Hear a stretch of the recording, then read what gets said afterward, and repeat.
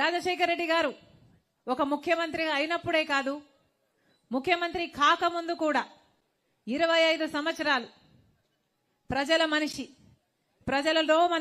ప్రజలతో మమేకమైన మనిషి, ప్రజల మధ్య బతికిన మనిషి, ప్రజల సమస్యలు తీర్చడానికే బతికిన మనిషి. ముఖ్యమంత్రిగా అద్భుతమైన పరిపాలన, అద్భుతమైన పథకాలను ఎన్నో బ్రహ్మాండంగా అమలు చేసిన చూపిన నాయకుడు రాజశేఖర రెడ్డి గారు. ఆఖరిన 2009 ఎన్నికల్లో గెలిచిన తర్వాత కూడా రాజశేఖర రెడ్డి గారు మనస్ఫూర్తిగా చేయాలనుకున్న కార్యక్రమం ఇలాంటిదే ఒక రచ్చబండ.